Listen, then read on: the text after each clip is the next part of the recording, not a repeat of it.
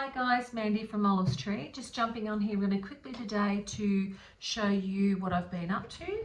I've been making some baby bibs for my little granddaughter Winter, who we affectionately call Winnie. And I just thought I'd show you how quick and easy this is. So what I have here is just a template that I traced around one of her bibs. And I've just done a half, as you can see, and I could fold this fabric over. I'm just going to show you what I did just to cut this out. So what I've got under here is a towel. Now I've got this towel on sale at Spotlight for I think $5, so that was pretty good. And then I've got a piece of fabric over the top. Now I've already made Winter's bibs, and I am making some for my daughter's friend, who's just a gorgeous lady, and she's got a beautiful little boy, so I'm making some for him. And I did actually forget to press record when I did this on Winter's, so I'm just going to show you again on here exactly what I did and how easy this is. So I've got my template with a bit of seam allowance here. You can see that, yeah. So I've got 1/2 inch there. You don't need to have that much. So I'm just going to line that up, and I'm just going to trace around that with just I've just grabbed a pen. It doesn't really matter because it'll be all inside the seam and we won't see any of those pen marks. It'll be fine. So I'm just tracing around like so. And then I'm just going to flip it over. Now you could fold your fabric in half and do it if you want to, but I just want to do it like this. And I'm just going to go around again.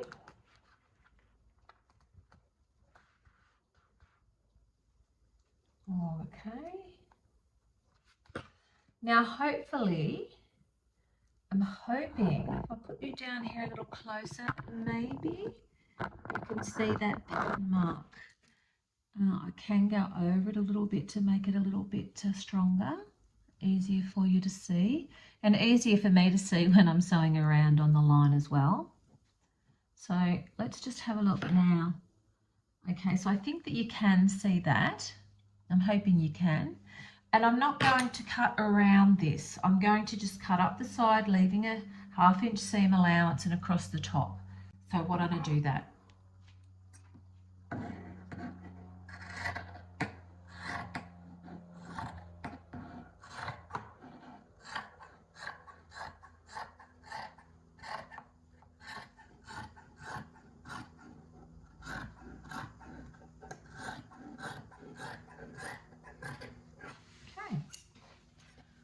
And now we just take that into the sewing room and sew around. And I just want you to notice I've left a little gap in here. I've just manipulated my template a little bit to leave a small gap there. And my stitch line, you know, will sew here, but I can cut down there because we are going to cut a quarter inch or less when we trim this around. So just so you could see what that was like. Now these templates, I'm pretty sure a friend told me that there are plenty of free templates like this on Pinterest, and there probably are on some, if you're a member or a subscriber to some sewing tutorials or, you know, pattern makers or whatever. I'm sure you would find a free template, or if you have a bib, just cut one off, you know. And yeah, so let's get on with it. All right, so I'm at the sewing machine now, as you can see, and I've got a bib drawn up on my fabric, and I've drawn it around my template, but I haven't cut it out, and that's because it's much easier to go around these inside curves if you haven't cut the bib out first. So here I have a long side here. You can see that's the long side. I'm going to start about here and go around and stop down here. So I've got some turning room to put it in the right way. So let's just get that done and we'll go on to the next.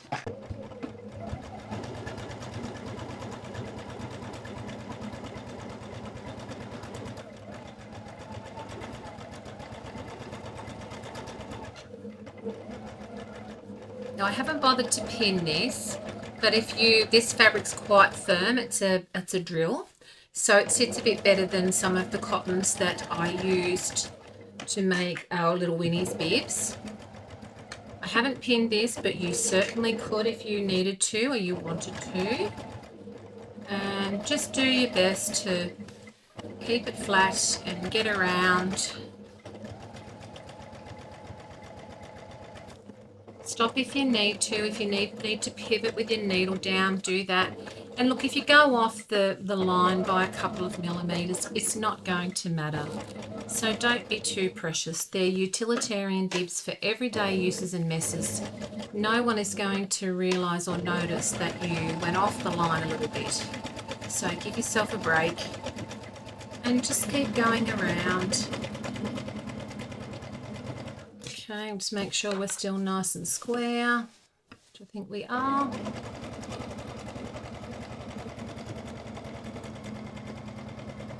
I didn't quite have a width long enough out of this fabric to make this bib, so what I did was I shortened the bottom end by 1.5 inches, and that's still fine. It's still going to be very usable, but I wanted to use the fabric. I wanted to do these with small pieces of fabric that I already had laying around, and so it's, you know, it's just going to work wonderfully. There's no drama there.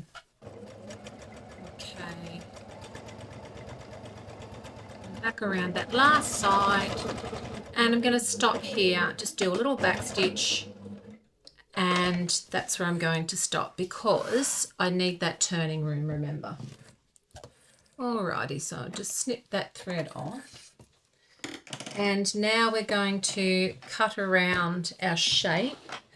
Just grab a pair of scissors so we can do that. And I'll try and get where you can see.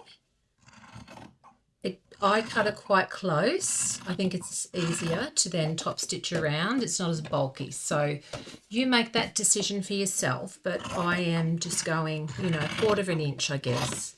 Here we are. And I think those scissors are sharp enough to do on the tip.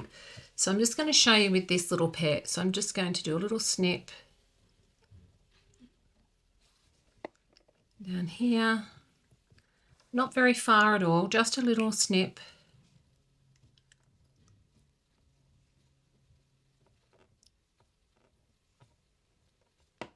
I can't quite see today. Hope I've got that right. All right, so now the next thing we need to do is just simply turn it in the right way. So using that little access point, and I like to start with the edge furthest away. I find if I cut close, I don't need to snip into any of the other seams. And then we're just going to sort of, I try and get that right up where it needs to be before I move to the next one. So, you know, we can wrestle with that in a minute. And then I go over to the next side and just use my thumb to push that up.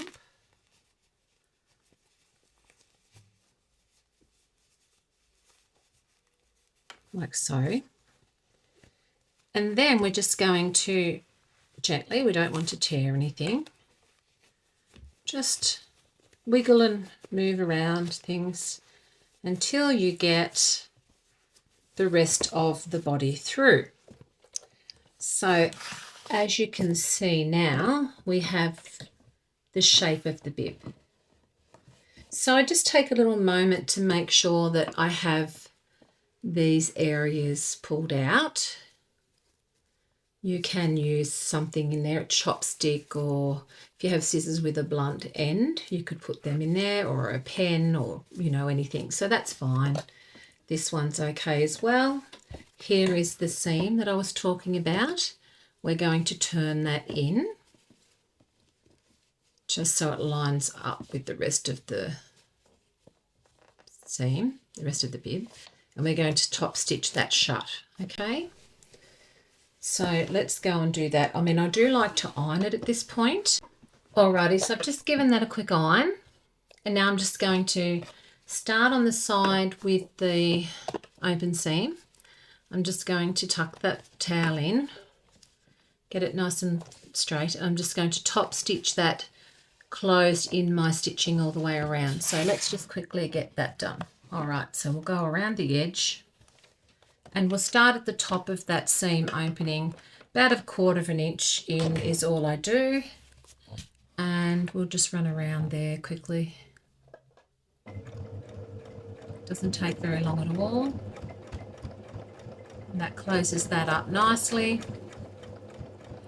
You could do 2 rows of stitching if you wanted to. I don't want to. I'm just going to do 1. Put my foot up and trim off the excess cotton, the front and back. And you can see now we've gone all the way around. We've done a top stitch. It's sitting really well just with those couple of little nicks. And now the only thing left to do is to pop on a press stud. So that's what I'm going to do next. Alrighty, so we've got our little bib finished. It's a little bit shorter than I normally make them. They're normally a little bit rounder down here, but that's okay. I didn't want to waste this piece of fabric, and it will be fine. It'll be fine. The little man getting this is going to think it's pretty sweet. I've popped my little popper stud or press stud, whatever you want to call it, on, and I've stitched it on with a grey thread. Now normally if I was stitching on a black popper, I'd use black cotton just to disguise it, but I thought maybe you've never sewn one on before and you would like to see that. Now this is how I do it. Doesn't mean it's the only way or that it's right, it's just how I do it. You might do it a different way, or you know, you might be appreciative that you can see that before you have a go. So if you've got little people in your family or friends have got little ones, have a go at these. Use up some scrap fabrics. They take under 10 minutes to make from start to finish. They're so easy, so quick, and I think they're, you know, great little gift.